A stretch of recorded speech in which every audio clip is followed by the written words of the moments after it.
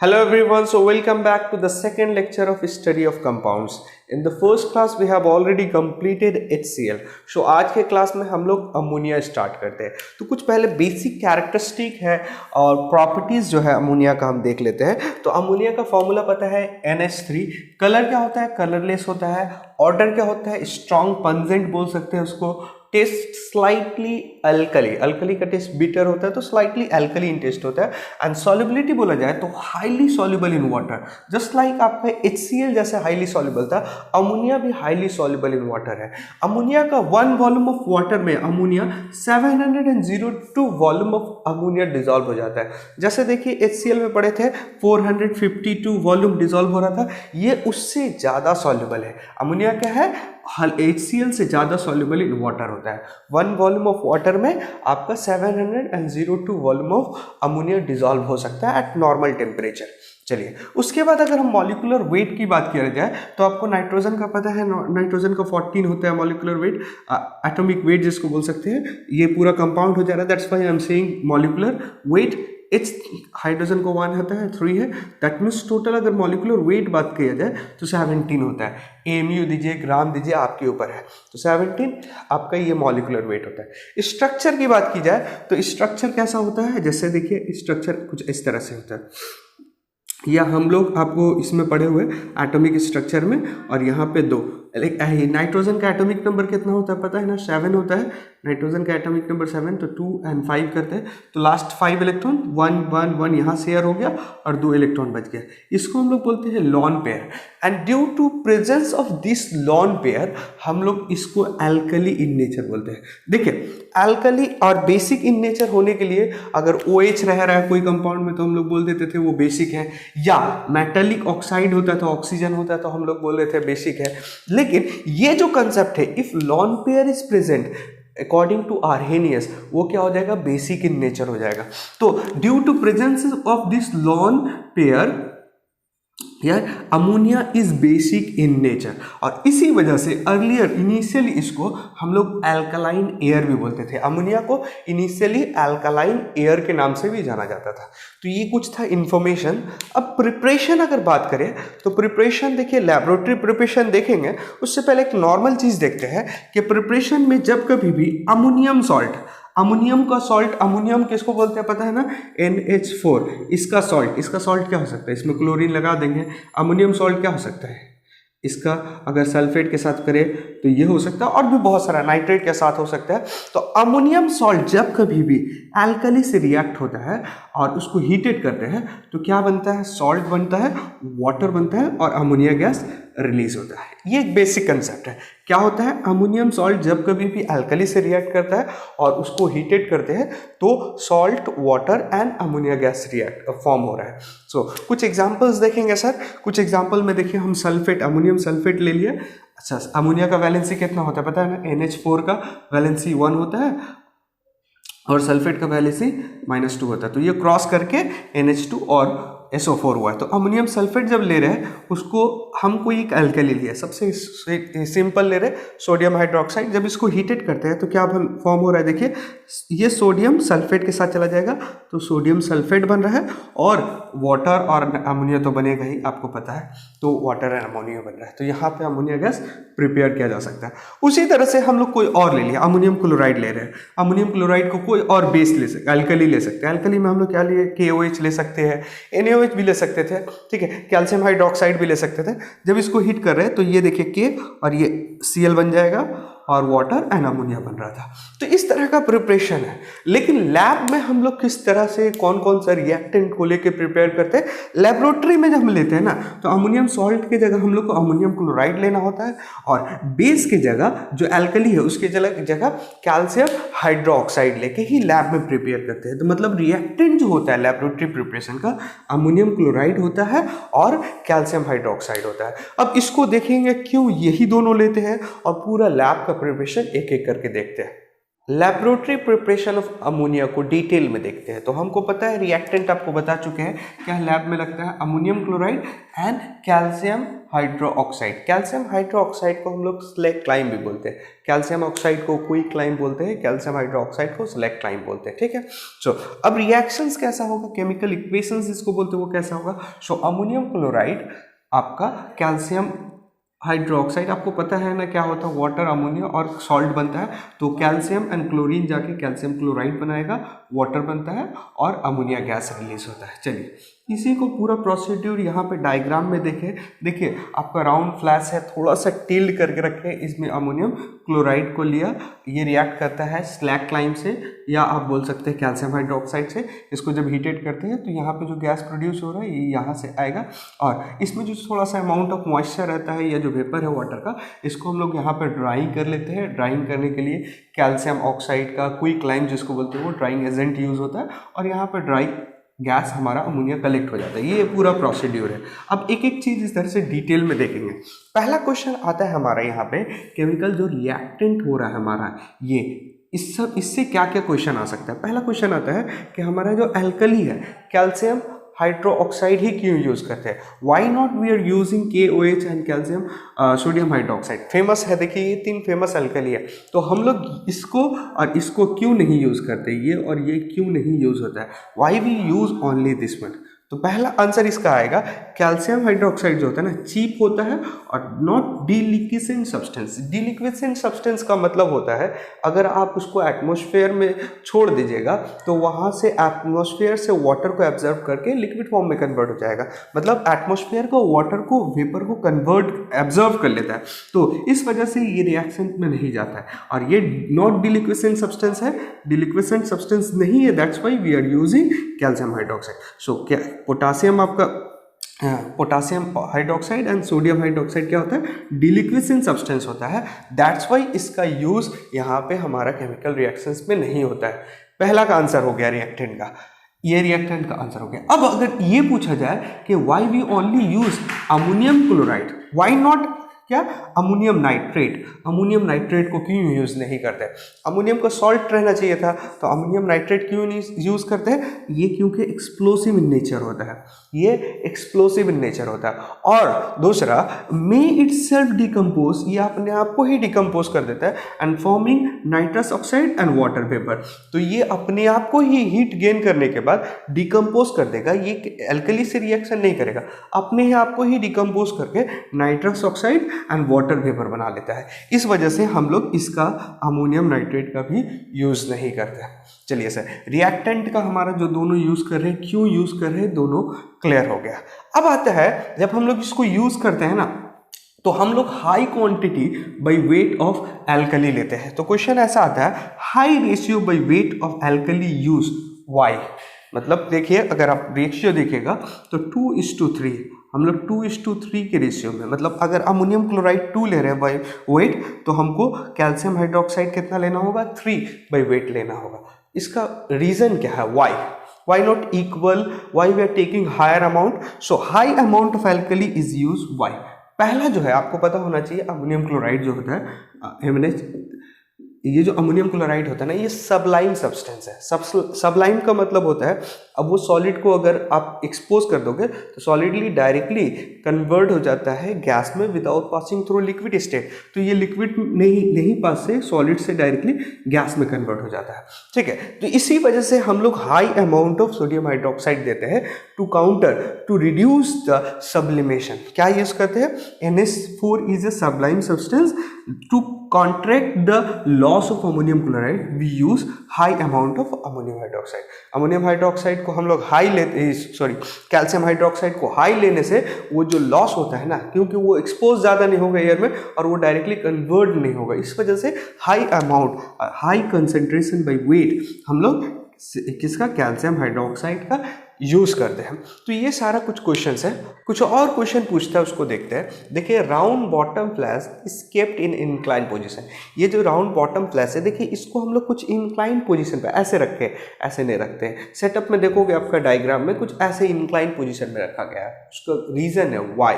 पहला तो आप रीज़न देखोगे, जो हमारा फॉर्मेशन होता है when ammonium chloride react with calcium hydroxide, it form calcium chloride, water vapour and ammonia gas. तो वो जो अमोनिया वाटर वेपर था ना, water vapour form may not trickle back and crack the flask. ये जो hot आपका water vapour अगर यहाँ आएगा तो इस फ्लैस्क को क्रैक नहीं कर दे, इस वजह से इसको इंक्लाइन पोजीशन में रखते हैं कि वाटर वेपर वो आपका यहाँ से शिफ्ट होके इस पोर्शन में आ जाए और फिर यहाँ पे ड्राई होने के लिए चला जाए। ठीक है, ये तो सर हो गया इसका। उसके बाद आते हैं, चलिए देखिए यहाँ तक कंप्लीट कर लिया। अब ये जो ड्राइंग एजेंट है, ड्राइंग एजेंट कल हम आपको पढ़ा रहे थे HCl, तो आपको बताया था ड्राइंग एजेंट में कैल्शियम ऑक्साइड होता है जिसको हम लोग क्विक लाइम बोलते हैं, कॉन्क H2SO4 होता है, P2O5 होता है। ये बेसिकली जो कॉमन ड्राइंग एजेंट है। तो कॉमन ड्राइंग एजेंट में हम लोग कौन सा यूज़ कर रहे हैं? Calcium oxide. Why not we are using concentrated H2SO4 and P2O5? देखिए HCl में हम लोग कौन के H2SO4 यूज़ कर रहे थे, बाकी दो यूज़ नहीं कर रहे थे। इसमें हम कौन सा यूज़ कर रहे हैं? CaO, कैल्शियम ऑक्साइड, जिसको क्विक लैम बोलते हैं, इसको यूज़ करते हैं। तो पहला रीज़न वाई, पहला रीजन अगर देखा जाए तो calcium oxide is use as drying agent, why and why not we use H2SO4, conc H2SO4 और P2O5। तो रीज़न है कैल्शियम ऑक्साइड जो होता है ना, बेसिक इन नेचर होता है, और अमोनिया क्या है, बेसिक इन नेचर है। दोनों बेसिक रहेगा तो यहाँ रिएक्शन नहीं करेगा, ये वाटर को एब्जॉर्ब कर लेगा और अमोनिया यहाँ पे जाके कलेक्ट हो जाएगा। पहला तो ये समझ में आ रहा है कि calcium oxide is basic in nature and does not react with ammonia. अच्छा सर, तो और जो बाकी दो ड्राइंग एजेंट है क्या, कौन कौन सा है देखिएगा, कॉन्क H2SO4 और P2O5। ये दोनों क्या होता है, एसिडिक इन नेचर है ना, देखिए H2SO4, तो ये लोग क्या करेगा ना, केमिकली रिएक्टिव होता है। ये दोनों क्या करता है, कॉन्क H2SO4 और P2O5 रिएक्ट केमिकली विद क्या, अमोनिया। क्या बनाता है, अमोनियम सल्फेट बना लेगा, अमोनियम फॉस्फेट बना लेगा। इस तरह से आपका यहाँ पे रिएक्शन हो जाएगा, तो अमोनिया आपका वहाँ पे कलेक्ट नहीं हो पाएगा। ये आपका ड्राइंग एजेंट का क्वेश्चन था। उसके बाद कुछ इस तरह से यहाँ से क्वेश्चन आता है, ये जो कलेक्ट कर रहे हैं हम, यहाँ से क्वेश्चन आता है। तो ammonia is collected by downward displacement of air. Why, क्यों एयर का डाउनवर्ड, मतलब एयर नीचे जाएगा, और देखिए ऐसा होता है, ये गैस ऊपर जाता है और एयर नीचे आता है, यहाँ पे कलेक्ट करते हैं और यहाँ पे गैस कलेक्ट होता है। तो एयर नीचे जा रहा है और हमको पता है हेवी चीज नीचे जा रहा है, तो अमोनिया ऊपर जा रहा है। इधर से एक कंसेप्ट हो गया कि अमोनिया लाइटर देन एयर है। तो क्या हो रहा है, because ammonia is lighter than air we use what, downward displacement of air. Ammonia lighter than air होता है। तो वेपर डेंसिटी अगर अमोनिया का देखिएगा तो 8.5 है, whereas vapour density of आपका एयर जो है 14.4 है। तो वेपर डेंसिटी का डबल करते तो मॉलिक्यूलर वेट होता है 17 होता है, और इसका कितना हो जाएगा 29 के अप्रॉक्स। तो मॉलिक्यूलर वेट ऑफ एयर ज़्यादा हो जा रहा है और मॉलिक्यूलर वेट ऑफ अमोनिया आपको पता है कम है, that means lighter than air है। That's why we are using downward displacement of air. जी, यहाँ से एक क्वेश्चन आता है, why we are not using downward displacement और अपवर्ड डिस्प्लेसमेंट ऑफ वाटर। तो यहाँ से एक क्वेश्चन आता है, why not collected over water, water में क्यों नहीं कलेक्ट करते। तो अभी हम लोग कुछ पहले जब इसका प्रॉपर्टी देख रहे थे तो आपको बताया था हाईली सॉल्युबल होता है। सो NH3 is highly soluble in water. आपको पता है 1 वॉल्यूम ऑफ वाटर में 702 मॉलिक्यूल्स ऑफ और वॉल्यूम ऑफ अमोनिया डिजॉल्व हो सकता है। तो इसी वजह से हम लोग इसको अमोनिया में आपका वाटर में इसको कलेक्शन नहीं करते। तो ये जो था पूरा लैबोरेटरी प्रिपरेशन से जो जो क्वेश्चन आ सकता था, ये पूरा उसका निचोड़ रहा। नेक्स्ट जो प्रिपरेशन है वो है preparation from metal nitride. Nitride से है तो IDE लगता है, तो आपको पता है ना, होता है ना कि वो सिर्फ वो एटम होता है, मतलब N, और नाइट्रोजन का वैलेंसी कितना होता है 3, मतलब मेटल नाइट्राइड ये वाला। इससे आपका कैसे हम प्रिपेयर करते हैं, तो उसके लिए जो जनरल फार्मूला है, मेटल नाइट्राइड, कोई भी मेटल नाइट्राइड लेंगे उसको वार्म वाटर या हॉट वाटर से रिएक्ट कराते हैं तो मेटल हाइड्रोक्साइड बनता है और अमोनिया गैस रिलीज करता है। ये कॉमन आपका जनरल मेथड है, ठीक है, और जनरल फार्मूला यहाँ पे लिख दिए। तो 2-3 एग्जांपल्स हम देखते हैं। जैसे देखिए मैग्नीशियम नाइट्रेट लिए। अच्छा सर, मैग्नीशियम का वैलेंसी कितना होता है पता है ना, मैग्नीशियम का वैलेंसी 2 होता है, 2 क्यों? क्योंकि 12 एटॉमिक नंबर है, 2, 8 एंड 2, लास्ट सेल में कितना 2, तो ये आपको पूरा बताया हुआ है। इसका वैलेंसी कितना हो जाएगा? 2 हो जाएगा। और नाइट्रोजन का वैलेंसी कितना है? 3 है। तो ये क्रॉस करिएगा तो कैसे होगा? मैग्नीशियम नाइट्रेट का फॉर्मूला Mg3N2, तो वही लिया Mg3N2 means magnesium nitrides. Magnesium nitrides जब हॉट वाटर, यहाँ पे हॉट भी लिख सकता है, ठीक है, या वार्म भी लिख सकता है, हॉट वाटर से जब रिएक्ट करता है तो क्या बनाएगा? आपको पता है मेटल हाइड्रोक्साइड। तो मेटल हाइड्रोक्साइड लिखेंगे कैसे हो जाएगा? MgOH। अच्छा, ऑक्साइड का क्या होता है? मैग्नीशियम का आपको पता है वैलेंसी 2 होता है, और OH का कितना होता है? -1 होता है। ये क्रॉस करिएगा तो क्या हो जाएगा? MgOH whole twice, magnesium hydroxide बन जाएगा। और क्या बनेगा? NH3, अमोनिया गैस बनेगा। ये हमारा प्रिपरेशन ऑफ अमोनिया पहला। सर यहाँ अगर देखते हैं ये क्या हो गया? Aluminium nitrides. इसका कैसे हम, ये एल्युमिनियम नाइट्राइड का फॉर्मूला निकला, एल्युमिनियम का वैलेंसी पता है 3 होता है और नाइट्रोजन का 3 होता है, ये क्रॉस हो जाएगा, इसी वजह से Al बनता है, Al और N, ammonium nitrides. Aluminium nitrides ये है, ये रिएक्ट करता है वाटर से तो क्या फॉर्म करता है? Aluminium hydroxide. अब एल्युमिनियम का वैलेंसी 3 और ऑक्साइड और ये हाइड्रोक्साइड के लिए ये 3 हो जाएगा। एल्युमिनियम का वैलेंसी 3 यहाँ चला जाता है, OH का यहाँ आ जाएगा, और ये रिएक्ट करता है तो फॉर्म करता है NH3। तो इस तरह से आपका ये क्या है? 2 मेथड ऑफ प्रिपरेशन है। अब अगर हम इसको आपको बैलेंस करना चाहें तो बैलेंस कर लीजिए। यहाँ पे हम लोग बैलेंस करने के लिए देखिए 6 दे देते हैं। 6 देने के बाद मैग्नीशियम 3 है, यहाँ पे 3 दे दिए, और आपका नाइट्रोजन 2 है, यहाँ पे 2 दे दिए। ये बैलेंस रिएक्शन हो गया। इसको बैलेंस करना चाहते हैं तो देखिए यहाँ पे 3 है हाइड्रोजन, ये 3, मतलब ये आपको 3 यहाँ पे दे देते हैं, हाइड्रोजन 3 हो जाएगा, aluminium okay, nitrogen okay, oxygen 3, यहाँ ऑक्सीजन 3, तो ये भी बैलेंस रिएक्शंस हो गए। तो ये 2 आपको, और भी आप कोई भी मेटल नाइट्राइड्स के लेके उसको वाटर से हीटेड कराइएगा, हॉट वाटर से, तो आपको अमोनिया गैस यूज होता है। चलिए, यहाँ पे प्रॉब्लम क्या है कि ये जो नाइट्राइड्स होता है ना, वो बहुत एक्सपेंसिव होता है। Since nitride are expensive, the method is seldom use. ये मेथड बहुत कॉमनली यूज़ नहीं करते, बहुत आपका कम इसका यूज़ होता है, ठीक है। चलिए, और एक और आप बात यह है कि इस बार जो सिलेबस रिड्यूस किया है उसमें नाइट्राइड से प्रिपरेशन को हटा दिया गया है। तो आप 2021 के लिए प्रिपरेशन कर रहे हैं तो ये मेथड को नहीं भी पढ़िएगा तो चलेगा। इंडस्ट्री में जब लार्ज स्केल में अमोनिया को बनाना रहता है तो हम लोग जो प्रोसेस यूज़ करते हैं उसको बोलते हैं हेबर्स प्रोसेस। तो हेबर्स प्रोसेस से हम लोग इंडस्ट्री में लार्ज स्केल में अमोनिया को प्रोड्यूस करते हैं। तो इसके लिए रिएक्टेंट क्या है? Nitrogen and hydrogen in a volume of 1:3, मतलब नाइट्रोजन का 1 वॉल्यूम होगा तो हाइड्रोजन का 3 वॉल्यूम होगा। इस तरह से रिएक्टेंट लेते हैं। और रिएक्शंस क्या होता है? देखिए, नाइट्रोजन रिएक्ट विथ हाइड्रोजन तो फॉर्म अमोनिया। बैलेंस करिएगा तो यहाँ पे 2 दे दीजिएगा और यहाँ पे 3 दे दीजिएगा। तो ये एक बैलेंस रिएक्शन है, ये रिवर्सिबल रिएक्शंस होता है। मतलब ये अगर कंडीशंस को चेंज करेंगे तो ये आपका रिवर्स बैक करके अमोनिया टूट के नाइट्रोजन एंड हाइड्रोजन भी बनेगा, ठीक है। इसको बहुत डिटेल में देखेंगे, ठीक है। अभी सिर्फ हम लोग एक वे डायग्राम से हम लोग देखते हैं कि कैसे क्या क्या चेंबर में काम होता है। सबसे पहले देखिएगा, ये हम नाइट्रोजन का 1 वॉल्यूम एंड हाइड्रोजन का 3 वॉल्यूम को हम ये क्या है? Compression pump. हम लोग कंप्रेशन पंप में इसको हम लोग फ्लो करा रहे हैं, किसका? नाइट्रोजन को और हाइड्रोजन को दिए। तो कंप्रेशन पंप में क्या होता है? Mix nitrogen and hydrogen in ratio 1:3 and compress to 200 to 900 atm। हमारा कंप्रेशर चैम्बर में कंप्रेस करना, प्रेशर को कितना? 200 से 900 atm तक ले जाते हैं, ठीक है, कंप्रेसर चैम्बर में। यहाँ पे हम नाइट्रोजन और हाइड्रोजन को दिए 1:3 वॉल्यूम से ए चैम्बर में क्या होता है? उसको कंप्रेस करके 200 to 900 atm तक ले जाया जाता है। ये था यहाँ पर। उसके बाद नाइट्रोजन और हाइड्रोजन को अलग दूसरे चेंबर में पास कराया जाता है, जिसको हम लोग बी से यहाँ इंडिकेट कर रहे हैं, जो इलेक्ट्रिकली हीटेड कैटलिक चेंबर, ठीक है। देखिए, कैटलिस्ट कौन सा यूज हो रहा है, प्रोमोटर कौन सा यूज हो रहा है, सबको देखेंगे। पहले ये एक ओवरऑल आइडिया ले लेते हैं, ठीक है।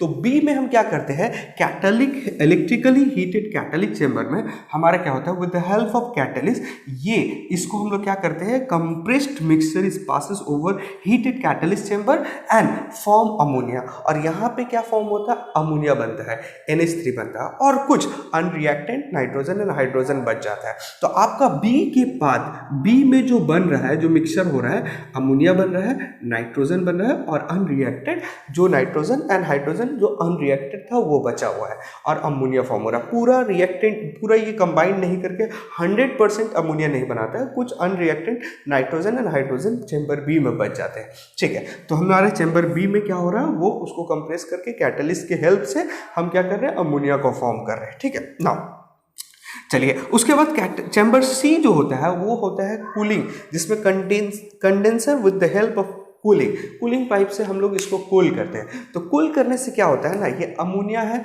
नाइट्रोजन एंड हाइड्रोजन है, तो अमोनिया का लिक्विफाइड टेम्परेचर है बहुत कम होता है, वो बहुत जल्दी लिक्विड में कन्वर्ट हो जाता है। जब हम लोग क्या करते हैं इस चेंबर में, सडनली प्रेशर को बहुत लो कर देते हैं, प्रेशर लो कर दिए तो इसको एक्सपैंड होने का मौका मिला कि एक्सपैंड होगा तो वो लिक्विफाइड में कन्वर्ट हो जाएगा। तो अमोनिया क्या होता है, लिक्विड में कन्वर्ट हो जाता है, बट नाइट्रोजन एंड हाइड्रोजन जो होता है वो जल्दी लिक्विफाइड नहीं होता है, प्रेशर लो करने से वो जल्दी लिक्विफाइड नहीं होता है। तो वहां से फिर चेंबर से हम लोग अनरिएक्टेड नाइट्रोजन एंड हाइड्रोजन को फिर से कैटलिस्ट चेंबर ए में लेके आ जाता है, फिर ये प्रोसेस रिसाइकिल होता रहता है। तो देखिएगा क्या करते हैं, कंडेंसर कूलिंग पाइप में क्या है, ammonia N2 hydrogen and nitrogen are allowed to expand suddenly. क्या होता है, ammonia is liquefied and collected at the base, और यहाँ से अमोनिया को हम लोग कलेक्ट कर लेते हैं और ये दोनों को हम लोग फिर से इस चेंबर में ला दिया और ये रिसाइकिल होते रहता है। तो ये क्या है आपका हेबर्स प्रोसेस का एक ओवरऑल आइडिया है। इसके बाद हम लोग डिटेल में एक एक चीज देखेंगे, कैटलिस्ट कौन सा है, प्रोमोटर कौन सा है, सब कुछ। What are the conditions for Haber's process.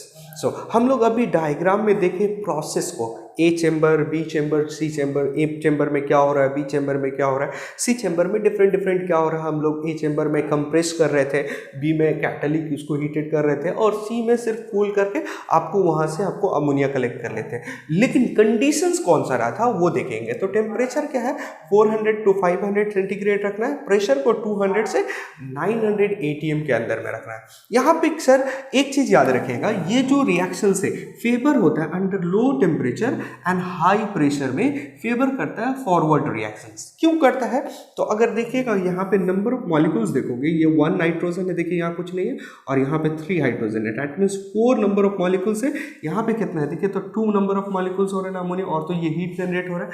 तो अगर ऐसा रिएक्शंस होता है तो हमेशा आपका ज़्यादा से कम की तरफ शिफ्टेड होगा। कब, जब अंडर लो टेम्परेचर और हाई प्रेशर, प्रेशर हाई करिएगा तो ज़्यादा से कम की तरफ नंबर ऑफ मॉलिक्यूल्स की तरफ शिफ्ट होगा रिएक्शन, मतलब फेवर करेगा फॉरवर्ड रिएक्शंस। सिर्फ यहाँ पे लो टेम्परेचर दिया है, लेकिन हम लोग यूज़ कर रहे हैं 400 to 500, इससे कम रिएक्शंस में ना ये दोनों कंबाइन नहीं करता है। दैट्स वाई हम लोग को ऑप्टिमम टेम्परेचर जिसमें काम हो जाए वो 400 to 500 है, और प्रेशर जो है नियर अबाउट 200 to 900 के अंदर है, 250 to 230 250 से 300 के अंदर भी ये काम हो सकता है। ठीक है, तो ये याद रखिएगा फॉरवर्ड करने के लिए, क्योंकि ये बैकवर्ड भी तो पॉसिबल है, रिवर्सिबल रिएक्शन से आपका टेम्परेचर कितना चाहिए, 450 to 500 और आपका प्रेशर कितना चाहिए, 200 to 900 ATM। ये रहा। अब कैटलिस्ट जो यूज करते हैं फाइनली डिवाइडेड आयरन, मतलब छोटा छोटा आयरन का पीस को हम लोग एज ए कैटलिस्ट यूज करते हैं। कैटलिस्ट पता है ना, रेट ऑफ द रिएक्शंस को इंक्रीज कर देगा, तो हमारा आयरन का छोटा छोटा स्मॉल पार्टिकल्स हमारे इसमें कैटलिस्ट के रिस्पेक्ट में यूज होता है। ये कहाँ पे रहता है, हमारा बी जो चैम्बर था उसमें ये रहता है। चलिए उसके बाद एक होता है प्रोमोटर। प्रोमोटर का काम होता है enhance the efficiency of catalyst, catalyst का इफिशियंसी को इनहेंस करता है। मॉलिब्डेनम हम लोग यूज करते हैं एज अ प्रोमोटर, ये रहा। उसके बाद आपको एक और प्रिकॉशंस इसके पूरे प्रोसेस में रखना होता है कि इम्प्योरिटीज लाइक आपका carbon monoxide, carbon dioxide and hydrogen sulphide जैसा इम्प्योरिटीज अगर रहता है तो वो कैटलिस्ट को क्या करता है, पॉइजन कर देता है, मतलब कैटलिस्ट को खत्म कर देता है, उसको पॉइजन कर देता है। दैट्स वाई जब हम लोग नाइट्रोजन एंड हाइड्रोजन लेंगे तो इसको हम लोग must be free from them, इससे ये इम्प्योरिटीज को निकाल देंगे। तो कौन कौन सा कैटलिस्ट, ये क्वेश्चन आता है यहाँ से, कौन सा इम्प्योरिटीज कैटलिस्ट को पॉइजन करता है, तो नाइट्रोजन का क्या है, carbon monoxide, carbon dioxide and hydrogen sulphide. ये क्या करता है, आपका जो अब कैटलिस्ट यूज कर रहे हो उसको ही पॉइजन कर देता है और रिएक्शंस आगे पॉसिबल नहीं होता है। सेपरेशन ऑफ अमोनिया, अमोनिया को सेपरेट कैसे करते हैं? देखिए चैम्बर सी में आपका अमोनिया था, नाइट्रोजन था और हाइड्रोजन था, उससे हम लोग अमोनिया को कैसे निकालते हैं, ठीक है, और हाइड्रोजन और नाइट्रोजन को फिर से बैक करके हम लोग चैम्बर ए में भेज देते हैं और वो रिसाइकिल होते रहता है, जैसे आपको पढ़ा चुके हैं। तो अमोनिया को सेपरेट करने के लिए हमारा दो मेथड है, एक है लिक्विफिकेशन, एक होता है डिसॉल्विंग इन वाटर। लिक्विफिकेशन का मतलब है इस तीनों में से हम अमोनिया को लिक्विड में कन्वर्ट कर दें और ये दो गैस को फिर से रिटर्न बैक करके चैम्बर ए में भेज देते हैं। तो लिक्विफाइड कैसे हो पाता है? अमोनिया होता है ना इजीली लिक्विफाइबल, मतलब वो बहुत जल्दी लिक्विड में कन्वर्ट हो जाता है। देखिए हमारा जो चैम्बर सी से पहले था, आपका चीज सी में मतलब बी से, हम उसको बहुत ज़्यादा प्रेशर दे के रखे थे और टेम्परेचर भी बहुत ज़्यादा था। अचानक में हम लोग उसको एक्सपैंड करने दे देते हैं, बहुत लो प्रेशर कर देते हैं, अचानक में लो प्रेशर करके उसको एक्सपैंड करने लगते हैं। तो उसका प्रेशर क्या होता है? डिक्रीज करने लगता है, टेम्परेचर डिक्रीज करने लगता है।